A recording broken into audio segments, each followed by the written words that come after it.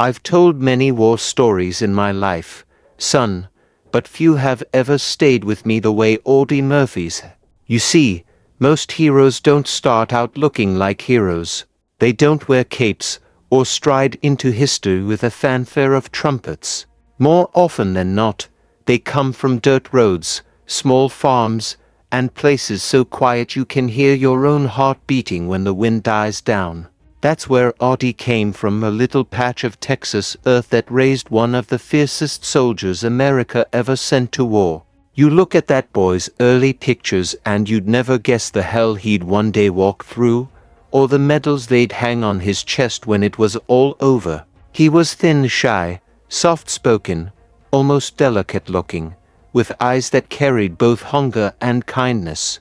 But those same eyes would later stare down tanks and machine guns and death itself. Before we get into his journey, take a second if you love stories like this, real stories about courage, grit, and the fire that keeps men going when the world falls apart, and make sure you subscribe to the channel. Give this video a like, and share it with a friend who loves history as much as you do. It keeps these forgotten voices alive, and I promise, you're going to want to stay till the end of this one. Now, back to the boy from Texas. Audie Murphy was born on June 20, 1925, in a sharecropper's cabin near Kingston, Texas. Not exactly the kind of start you'd expect for a man destined to become a legend. His parents, Emmett and Josie Murphy, had 12 children, and by the time Audie came along, they were barely hanging on. The Depression hit hard, harder than most people today can even imagine. There were nights when supper was nothing but beans and stale bread if they were lucky. Audie used to say that hunger became a teacher. It taught you patience, it taught you toughness, and it sure as hell taught you not to waste anything. He didn't have much schooling. He left in the 5th grade to help feed his family, picking cotton, plowing fields, and doing whatever odd jobs came his way. He wasn't tall, barely 5.5 feet, but he was wiry, quick, and as stubborn as a mule. That boy had something burning inside him, something that no amount of poverty could put out. When his father walked out on the family, it just about broke his mother, but Audie didn't cry. He went quiet instead. He took on the role of a man long before his time, hunting rabbits and squirrels with a borrowed rifle to keep his siblings fed. He was a crack shot too, not because he wanted to be, but because missing meant someone went hungry. People around town started noticing that little Murphy boy could shoot the wings off a fly, but he wasn't some swaggering kid showing off. He was dead serious, always polite, and always thinking 3 steps ahead. When Josie, his mother, passed away in 1941, something in Audie hardened. He was 16 then, but you could already see the look of a man who'd seen too much of life's unfairness. He once said that losing his mother was like losing the only gentle thing in a hard world. Maybe that's what drove him to enlist, not just duty, but a way to escape that pain, to do something that meant something. But America hadn't entered the war yet when he first tried to sign up. He went to the Marines first. They took one look at his size and said no. The paratroopers turned him down too. Even the Navy laughed him off. He was just a skinny kid barely tipping the scales at 112 pounds. But when the Army finally opened its doors, Audie lied about his age and found himself a new home. They didn't care much about his weight once they saw how determined he was. And so, just after Pearl Harbor, that boy from Hunt County was shipped off for basic training. Let me tell you, he wasn't exactly welcomed with open arms. His drill sergeants thought he was too small, too soft. But they learned quickly that underestimating Murphy was a mistake. He could run circles around most of the men, shoot straighter, think faster, and never complain. In fact, some of the old-timers used to say that kid had the devil's own endurance. He'd march till his boots bled, then keep on marching. When he got to North Africa in 1943 with the 15th Infantry Regiment, 3rd Infantry Division, he was just 18 years old. Think about that, 18, and already halfway across the world fighting in a desert under a sun that could fry your brain. Most men would have been terrified, but Murphy was calm, quiet, and always watching. You see, war has a way of sorting men. Some talk big and freeze the moment bullets start flying. Others keep their mouths shut and step forward when everyone else steps back. Murphy was the second kind. His first real taste of combat came during the invasion of Sicily. The Germans were dug in deep, defending every hill and farmhouse like it was Berlin itself. The air smelled like dust and cordite, and men screamed in languages you couldn't understand. Murphy didn't panic. He moved like a ghost, his rifle steady, his mind clear. That's where the men around him started noticing that little Texas kid didn't flinch. While others dove for cover, Murphy aimed, fired, and kept moving. By the time they reached mainland Italy, he'd already proven himself a dozen times over. His commanding officers started trusting him with scouting missions, the kind where you sneak behind enemy lines and pray you come back alive. He had this instinct, a kind of sixth sense for danger. He once told a buddy, "If you hear birds, you're safe. When they go quiet, get ready." It was that kind of natural intuition that saved his unit more than once. One day near Salerno, they came under heavy German fire. Machine guns pinned them down, and men started falling left and right. Murphy crawled through the mud, found a position, and picked off the gunners one by one. When it was over, his uniform was soaked in sweat and blood, not all of his own, but his platoon was alive. His commanding officer mentioned him for a decoration, but Murphy brushed it off. "Just doing my job," he'd say. That became something of a refrain throughout his life. War changes people, though. You can't walk through that kind of chaos and not leave a piece of yourself behind. By the time his unit pushed through Anzio and into France, Murphy wasn't that quiet farm boy anymore. He'd seen too much death, too many young faces gone still. The men around him called him Little Texas, and they'd follow him anywhere. They trusted his judgment, his instincts, his ability to stay calm when hell opened up around them. I remember reading one account from a soldier and his platoon who said, "Murphy had this way of looking at you right before a fight, like he was already saying goodbye. But when the bullets started flying, he became something else entirely. Cold, precise, unstoppable. That's the strange thing about him. He never glorified what he did, never bragged.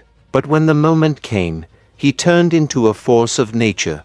You know, it's funny, when the army finally promoted him, he didn't even seem to notice. He just wanted to keep his men alive. He didn't drink much, didn't gamble, didn't chase women like so many soldiers did to forget the war. He spent his downtime reading or writing letters home. There was this loneliness about him, a quietness that never left. Maybe that's why so many men trusted him. They saw in him something purer, someone who fought because he had to, not because he liked it. By the time he reached southern France in 1944, Murphy had already earned several commendations for bravery, but nothing, and I mean nothing, could have prepared the world for what he was about to do next. The story that would make him a legend, the one that still gets told at military academies to this day. Before we get to that part though, let me just say, if you're still here listening to this story, you're the kind of person who loves history that breathes. Stories that aren't just about dates and medals, but about people. So hit that subscribe button, give the video a thumbs up, and drop a comment below. Tell me what you think of Audie Murphy so far, or if you've got another hero you'd like me to cover next. It means a lot, really. It keeps this little corner of storytelling alive. Now, Let's talk about the day Audie Murphy stood alone against an army. It was January 26, 1945, near a small French village called Holtzwer. Snow covered the ground in a thin, brittle layer, and the forest around them was silent in that heavy way that only comes before something terrible. The 3rd Infantry Division had been fighting almost non-stop for weeks, and the men were exhausted, freezing, hungry, and short on everything: ammunition, food, even sleep. The enemy was regrouping for a counterattack, and every man in that line knew it. Audie Murphy, now a lieutenant, stood with his platoon near the edge of the forest, watching the road ahead. He'd been ordered to hold his position at all costs. The phrase "at all costs" gets tossed around in military talk, but in that moment, it meant one thing: they were on their own. Murphy could feel the tension crawling up his spine, that familiar tingle in the back of his neck that always told him danger wasn't far. He glanced at his men, tired faces, some too young to even shave properly, all waiting for whatever came next. Then it came. The rumble started as a faint vibration underfoot, growing into a roar that shook the frozen ground. German tanks, Tigers and Panzer-Is were rolling toward them, backed by waves of infantry. The sound was enough to make your blood run cold. Even before they came into sight, the men could feel it, that sense of being hunted. Murphy grabbed his field glasses, looked out, and saw the enemy advancing through the open fields like a dark tide. He didn't panic. He never did. Instead, he ordered his men to fall back to better cover, while he stayed behind to direct artillery fire. His voice was calm over the radio, crisp, measured. "Adjust fire," he told the artillery operators miles away. "Right 50, drop 200, fire for effect." And then the shells began to land, explosions tearing through snow and dirt and men. But the Germans kept coming. They were relentless, and soon they were within rifle range. Murphy's company was outnumbered 6-1. He had to make a choice: retreat and risk being overrun, or stand and fight to buy time for the others. And Audie, well, he chose to stand. As the German tanks broke through the smoke, one of them hit an American tank destroyer nearby, setting it ablaze. Flames licked up into the gray sky, black smoke billowing out. The rest of his men had already fallen back, thinking Murphy would join them. But he didn't. He stayed right there on the road, staring at that burning tank destroyer, eyes narrowing, breath coming out in quick white puffs in the cold air. Then, in one of those moments that seem almost impossible when you first hear them, Audie climbed onto that burning wreck. The heat was unbearable, the air thick with the stench of fuel and fire. But he didn't care. He grabbed the .50 caliber machine gun mounted on top and turned it toward the advancing Germans. And then, all hell broke loose. He opened fire with that big gun, the kind that kicks so hard it can bruise your shoulder even through your jacket. The rounds tore into the enemy, cutting down soldiers as they tried to cross the open field. When they fired back, bullets cracked past his head, ricocheting off the steel around him. But he didn't duck. He just kept firing, short controlled bursts, shifting his aim from one position to another with the calm precision of a man who knew he wouldn't miss. He stayed up there for nearly an hour, single-handedly holding off an entire German attack. He called in artillery coordinates at the same time, shouting into the radio with one hand while firing with the other. Shells rained down within a few dozen yards of his position, dirt and snow flying into the flames, but he didn't stop. His boots were soaked, his face black with smoke, his jacket scorched. Still, he kept that gun singing. One of the men watching from the tree line later said, "He looked like he'd gone crazy up there, but not wild crazy, cold crazy, like he'd made peace with dying." And maybe he had.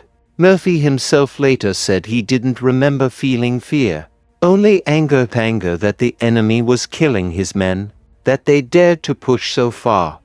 When the gun finally ran out of ammo, he jumped off the burning wreck, grabbed his rifle, and started directing a counterattack. That same small man who'd been too scrawny for the Marines now led his battered company, and driving the Germans back. When it was over, the field was littered with the wreckage of enemy tanks, bodies, and twisted metal. More than 50 enemy soldiers lay dead or wounded. When the smoke cleared, Murphy's uniform was ripped, his face streaked with grime, and his ears still ringing. A medic ran up, trying to patch him, but Audie waved him off. "Save it for the others," he said. Then he sat down on the hood of a jeep and lit a cigarette with hands that were still trembling. That day, for his actions near Holtzwar, he earned the Medal of Honor, the highest award the United States can give. The citation reads like something out of a movie, but every word of it is true. What he did that day wasn't about medals or glory. It was survival. It was duty. It was one man's refusal to back down when everything told him to run. You'd think after something like that he'd finally get some rest. But no, Audie stayed in the fight till the war's very end. By the time he was 20, he'd earned 33 awards and decorations from the US, France, and Belgium. He was the most decorated American soldier of World War II.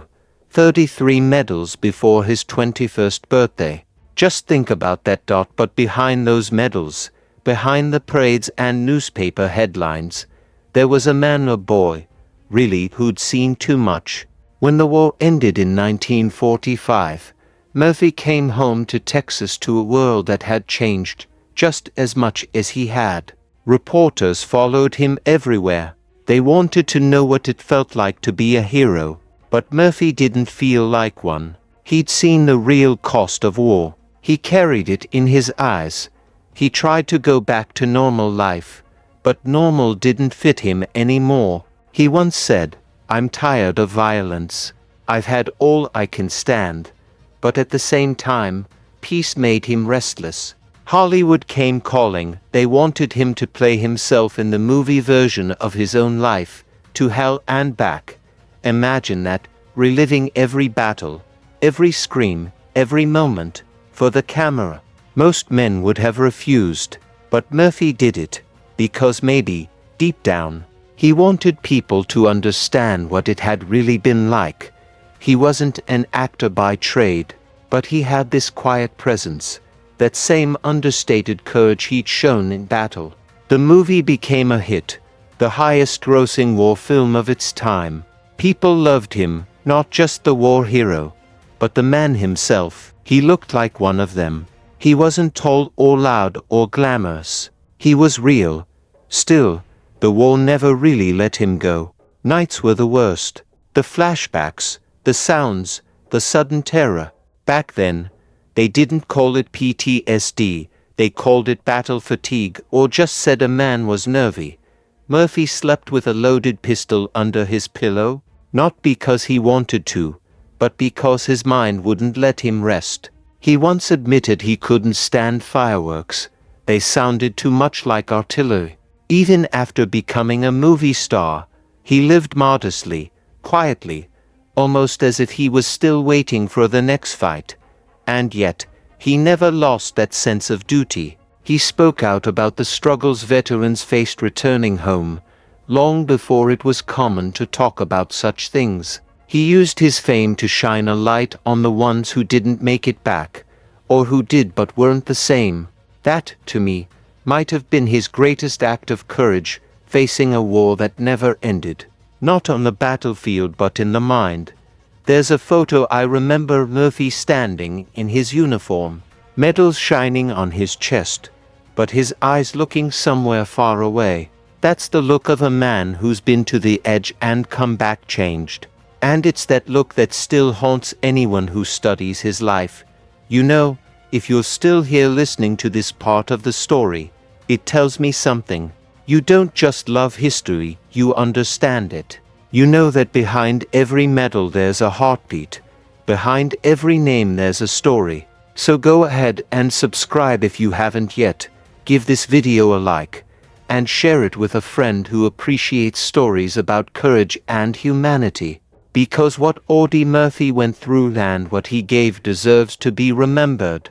Now, next we'll talk about what happened after the cameras stopped rolling, the man behind the hero. The years that tested him more than any battlefield ever could. After the cameras dimmed and the applause faded, Audie Murphy found himself in a strange kind of no man's land. The country called him a hero, but he wasn't sure what that meant anymore. Hollywood was a different battlefield, no gunfire, but plenty of smoke and illusion all the same. It was 1949 when he really began making a name for himself in films. He was 24. A decorated veteran with movie star looks and a quiet intensity the camera couldn't ignore. But here's the thing, he didn't act like a star. He didn't throw parties or talk himself up. He'd show up early, shake everyone's hand, do his work, and go home. James Cagney, one of the biggest names in Hollywood at the time, was actually the one who first spotted him. Cagney saw something raw, something real, and invited him to stay at his home for a while to learn the ropes. Murphy was shy at first, barely spoke, but he had that same steady presence he'd shown and wore calm, focused, observant. Before long, he was getting cast in westerns, war dramas, adventure films. Hollywood didn't quite know what to make of him, a real hero who actually hated being called one. And let me tell you, he wasn't much for the glitz of it all. He'd ride his horse to the studio sometimes, keep his pay modest, and spend most evenings alone. There's this story that during the shooting of one of his early films, a director asked him to show more fear during a battle scene.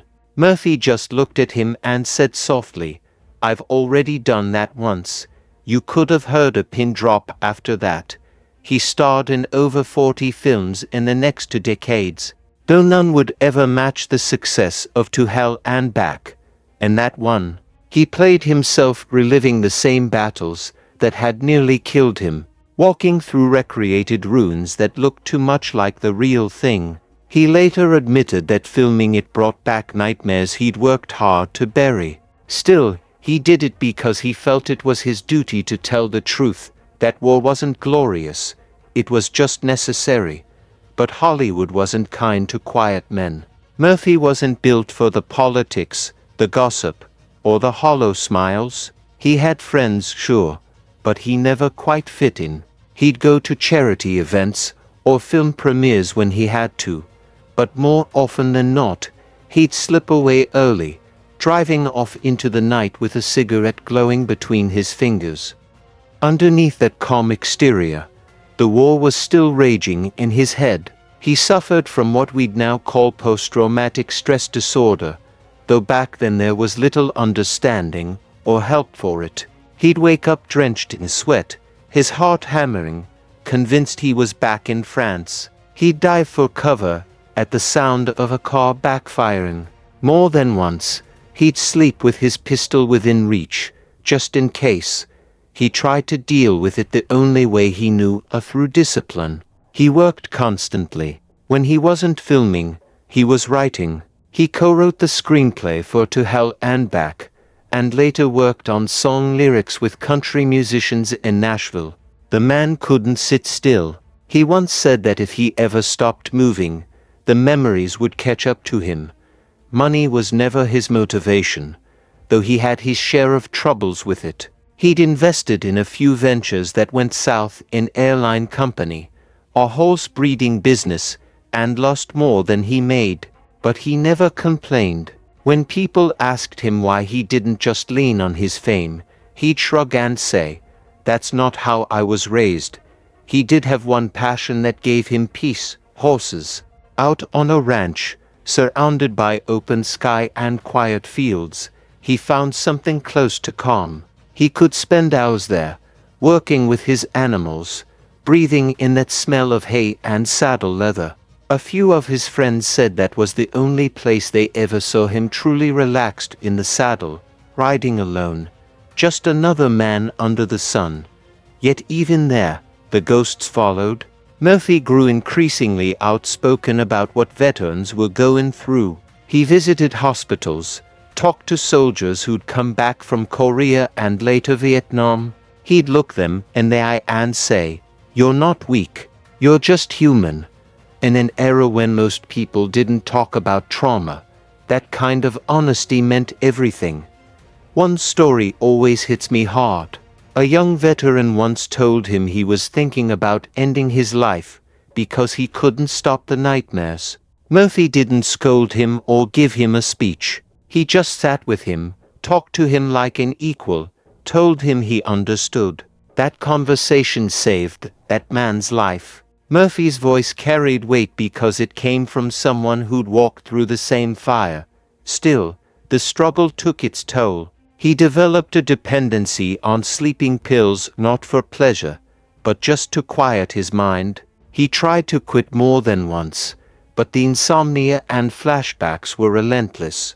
Imagine trying to live a normal life while your brain keeps replaying the worst moments of your past. He wasn't weak, he was wounded.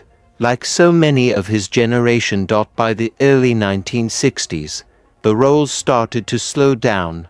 Hollywood had moved on to newer faces, younger stars. Murphy didn't chase fame, he accepted it, even seemed relieved. He spent more time away from Los Angeles, out on his ranch, keeping to himself. People who met him in those years often said he was kind but distant, polite smile, firm handshake, as that seemed to be somewhere else entirely. And yet, when he did open up, he could be warm, even funny. He had that old Texan charm, dry humor, and a knack for storytelling. If you were lucky enough to catch him in one of those rare moods, he'd tell you stories about the war, about his friends, about the crazy luck that had kept him alive. But he'd never make himself the hero. He always spoke of the others, the men who didn't make it back. They were better than me, he'd say quietly. I just got lucky. That humility was no act. He really believed it. You see, Murphy never felt comfortable with the idea of being called America's most decorated hero. It didn't sit right with him. Every medal, to him, represented someone who'd paid a price. He once told a reporter, "Medals don't make you brave, they just mean you got caught doing something." But time has a funny way of turning men into symbols. To the public, he was the perfect American story. Poor boy from Texas becomes the nation's greatest hero, survives hell, and comes home to conquer Hollywood. But behind that symbol was a man still trying to understand what it all meant. Even his friends admitted he carried an air of sadness about him. Not despair exactly, more like a quiet grief that never went away. Maybe he knew too well that heroism isn't something you wear. It's something that weighs on you. I remember once reading an old interview where someone asked him if he believed in destiny. Murphy thought for a moment and said, "I believe in doing what you have to when the time comes. That's all." There was no bravado, no false modesty, just the simple truth of a man who'd seen enough to know that courage isn't about wanting to fight. It's about not having a choice. If you're still listening, I know you feel the pull of this story as I do. Audie Murphy wasn't just a soldier or an actor. He was a mirror of what war does to the human soul. So take a moment, subscribe if you haven't already, give the video a like, and share it with someone who might need to hear this. Because remembering men like Audie isn't just history, it's medicine for our collective memory. Now, next, we'll talk about the final chapters of his life, the quiet years, the friendships that kept him grounded, and the day fate finally caught up with him. By the late 1960s, Audie Murphy had lived 3 full lives: the soldier, the movie star, and the man quietly trying to make peace with himself. He was only in his 40s, but the years of combat, sleepless nights, and constant motion had aged him far beyond his time. The war never really let him go. The nightmares, the guilt, the hyper-awareness, they all stayed. He once said that every night when he closed his eyes, he could still hear the gunfire. He didn't drink much, didn't lash out like some veterans did. His battles were quieter, fought inside his head, where no one could see. He was deeply involved in helping other veterans. Murphy went to hospitals, wrote letters to politicians, and pushed for better mental health care long before PTSD was even recognized as a legitimate condition. He spoke about what he called the invisible wounds. That phrase stuck with people because he knew those wounds could be deadlier than the physical ones. And yet, even while fighting for others, he struggled to save himself. He kept up appearances, is still polite, still sharp, still dependable, but those who knew him well could see the fatigue. The man who'd once run through enemy fire now had trouble getting out of bed some mornings. He'd tell close friends, "Sometimes, it feels like I'm still over there." By 1969, the work offers had mostly dried up. The film industry was changing. Anti-war movies were replacing war heroes. The westerns that had made him famous were fading out too. Murphy tried a few business ventures, but none lasted. He wasn't bitter, just tired. There were moments of light, though. He stayed close with his family, doted on his 2 sons, and spent most of his free time riding horses. Those who saw him on the ranch said he looked alive out there, hat pulled low, reins in hand, wind on his face. For a man who had lived through so much chaos, that kind of quiet was sacred. But there was also a loneliness about him. Fame had never filled the emptiness. The medals, the money, the movies, they couldn't erase the faces of the men he'd lost. He once told a reporter, "If I could give back every medal for just one of my buddies, I would." He meant it. As the 1970s began, Murphy seemed to be searching for direction again. He still acted occasionally, mostly in low-budget films, but he was more selective about what he took. He turned down roles that glorified war. "I've seen enough of that," he'd say. There's an interview from those years where the reporter described him as gentle, quiet, but haunted. When asked how he wanted to be remembered, Murphy smiled faintly and said, "As a good soldier who did his best. That's all." And then May 28, 1971, a small, private flight headed for Virginia. Audie Murphy was aboard, traveling for a business meeting. The plane never made it. It crashed into a mountainside near Catawba, Virginia, in heavy fog. Everyone on board was killed instantly. He was 45. When the news broke, the country fell silent. Flags were lowered to half-staff. The Pentagon released a statement calling him one of the finest soldiers America had ever produced. But the tributes that mattered most came from his fellow veterans, men who'd fought beside him, or who'd been inspired by him to keep living. One Vietnam veteran wrote in a newspaper letter, "Murphy showed us that you could be broken and still brave." He was buried with full military honors at Arlington National Cemetery. His grave became one of the most visited in the entire cemetery, second only to President Kennedy's. But in contrast to the grand monuments around him, Murphy's headstone is simple. Just his name, his rank, and the list of medals. He'd requested it that way. No flourish, no self-glorification, just facts, just service. People still visit his grave today, not just out of patriotism, but out of respect for what he endured and what he stood for. They leave coins, medals, and sometimes letters. Many of them are from veterans still fighting their own invisible wars. Murphy's legacy isn't just about bravery under fire, it's about honesty and the aftermath. He showed that strength isn't the absence of pain, it's surviving despite it. That heroism doesn't end when the war does. He became a bridge between generations of soldiers, the man who proved that even heroes bleed. And that's the thing about Audie Murphy's story.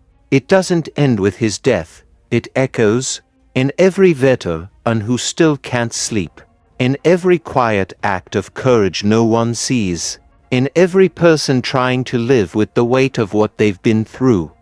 Audie Murphy once said, "The real heroes are the ones who never came back." Maybe he was right. But maybe, just maybe, he was one of them too. If you felt something while hearing this story, honor it. Share it.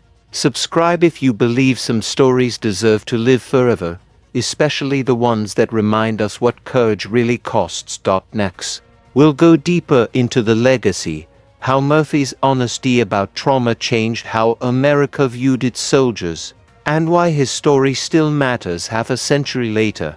After Audie Murphy's death, America didn't forget him. If anything, his legend grew. But what's remarkable isn't just the medals, or the fame, or even the movies. It's the way his story changed how people thought about war, heroism, and what it really means to survive. 4 years after the Second World War, America wanted clean stories of the kind where good triumphs, evil falls, and everyone comes home to parades and brass bands. Audie Murphy was supposed to fit that mold perfectly. He was young, handsome, polite, and had done the impossible. He was the war hero the country needed. But behind that perfect image was a man who could never fully leave the battlefield. When he started speaking, however softly, about his nightmares, about the anxiety, the sleepless nights, the guilt, he broke something open. He made it acceptable for soldiers to admit that heroism could be heavy, that the weight of memory could crush even the strongest shoulders. He didn't use fancy words for it. He didn't even know what to call it. PTSD wasn't a term yet, but his honesty made it real. In interviews, he'd sometimes deflect with humor. "Yeah, I still hit the deck when I hear thunder," he'd say with that half-smile. People would laugh, not realizing that it wasn't really a joke. He'd wake up sweating, heart pounding, still seeing flashes of fire and dirt and faces. His wife said he sometimes slept with a pistol under the pillow, out of instinct more than fear. Murphy had tried to tell Hollywood that war wasn't glamorous. He insisted that to hell and back show the ugliness of combat, the confusion, the randomness of death. He wanted to honor his men, not glorify himself. Even in fame, he carried the same code he had on the battlefield: honesty first, always. Over time, his courage off the battlefield started to mean just as much as what he'd done during the war. He used his platform to speak for veterans who didn't have a voice. He wrote letters to Congress about mental health care, visited hospitals quietly, without cameras, and paid hospital bills for men he barely knew. He didn't make speeches. He just acted. Years later, when PTSD finally became recognized as a real condition, many in the veteran community pointed to Murphy as the one who'd opened that door. He hadn't meant to start a movement. He was just being truthful. But sometimes, truth starts revolutions. There's a story about a young Vietnam veteran in the 1970s who visited Murphy's grave at Arlington. He said he'd been struggling to live with his own memories, drowning in guilt and confusion. He read about Murphy, about the medals, yes, but more importantly, about the pain. He said it was the first time he realized that being haunted didn't make him weak. It made him human. That's Audie Murphy's real legacy, not just a list of honors, but the permission he gave others to be honest about their scars. As the decades rolled on, America's image of war shifted. The parades got smaller, the questions got harder, and the faces of veterans became more complex. Murphy's story became a mirror, reflecting both the glory and the cost. He stood as proof that even the bravest heroes can struggle to live in peace. But his influence didn't end there. His films, especially To Hell and Back, shaped how generations understood WW2. It wasn't a propaganda piece, it was real. He made sure the movie didn't exaggerate or romanticize. When the studio tried to dramatize his Medal of Honor scene, Murphy told them no, it didn't happen that way. He said, and we're not going to lie about it. That's who he was. You can feel that honesty in every frame. He looked like he was back in Europe, not acting, but remembering. His eyes carry that strange mix of pride and sorrow, the look of a man who did what had to be done, but never forgot the price. And even after all this time, when people watch his story, they feel that it's not just about war, it's about resilience, about how someone can be broken and still keep moving. Murphy's life became part of military teaching too. In leadership training, they study his battlefield decisions, his calm under fire, his refusal to abandon his men, his uncanny instincts, but they also study his empathy. He didn't just command through rank, he led through trust. His men followed him not because they were told to, but because they believed in him. I remember reading an old account from one of his soldiers, who said, "You never saw fear in his eyes, only focus. When he told you to move, you moved. Because if Audie said it, it meant you might live another minute." That kind of respect doesn't come from orders. It comes from the heart. Even outside the army, that same quiet leadership defined him. When the cameras were off, he was just Audie, polite, modest, still a farm boy at heart. He never learned to enjoy fame. He once said, "A medal doesn't make you better than anyone. It just means you got caught doing your job." There's something deeply humbling about that. In a world that often celebrates noise and spectacle, he represented something purer, the quiet kind of greatness. Today, his name lives on in ways most people don't even realize. There's the Audie L. Murphy Memorial VA Hospital in San Antonio. There's the Audie Murphy American Cotton Museum in Texas, near where he grew up. Schools, highways, even veterans centers carry his name. But more than the plaques and buildings, his story lives in the minds of those who've ever served. Every generation of soldiers has their hero, someone who embodies what courage looks like. For many Americans, that face is still Audie Murphy's, and yet, he was never comfortable being called a hero. When interviewers asked him about his decorations, he'd shrug and say, there were others who deserved them more. That humility, that deep discomfort with praise, is what made his story even more powerful.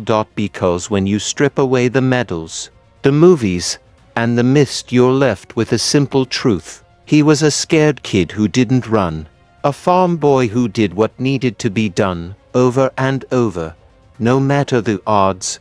And maybe that's the real lesson of Audie Murphy. Heroism isn't about fearlessness. It's about doing your duty even when you're terrified.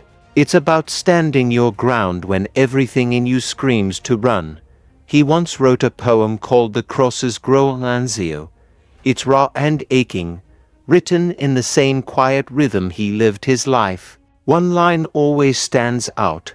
"I know you're tired of the war, but the crosses grow on Anzio and they're still growing." That line captures everything he believed, that the cost of war doesn't end when the shooting stops. It lingers, it multiplies, it grows. Even now, more than half a century after his death, his grave still draws thousands every year. Veterans leave their patches, soldiers salute in silence, and ordinary visitors just stand there, feeling something they can't quite explain. Maybe it's respect. Maybe it's gratitude.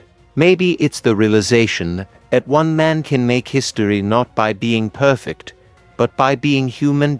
And every now and then, you'll find someone standing there quietly, whispering thanks, not just for what he did, but for what he showed us, that courage isn't loud, it's steady, that healing takes honesty, that even heroes need help sometimes.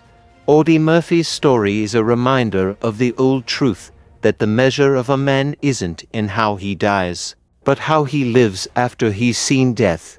He lived simply, fought bravely, loved fiercely, and carried his scars with grace. And maybe that's why, after all these years, his story still moves us. Because in every soldier who fights, in every person who struggles to keep going, there's a little bit of Audie Murphy. His journey from a Texas cotton field to the battlefields of Europe, from movie sets to lonely hotel rooms, from medals to quiet advocacy, it's the story of what it means to live a full, difficult, extraordinary life. He didn't ask for fame. He didn't chase glory. He just answered when duty called. And when it was over, he tried to live with what it left behind. That's the kind of story that never fades. So when you think of heroes, not the capes, not the movie ones, but the real kind, remember the young man who stood alone on a burning tank, outgunned and outnumbered, and still didn't back down. Remember the soldier who came home and dared to speak the truth about what that does to a man. Remember Audie Murphy, the boy who became America's most decorated hero, and still found room in his heart for compassion. He taught us that bravery isn't the absence of fear, it's the ability to act despite it. And that legacy, that quiet defiance, is something this world still needs. So if you've listened this far, do me a favor, keep his story alive, share it, tell someone who's never heard of him, and if you haven't yet, subscribe to the channel. Leave a comment about what part of his journey moved you the most, and hit that like button to help more people discover stories like this, because men like Audie Murphy shouldn't fade into history. They should live in memory, the kind of memory that reminds us that ordinary people, when pushed to the edge, can do extraordinary things, and that's how legends are made, not in the spotlight, but in the fire.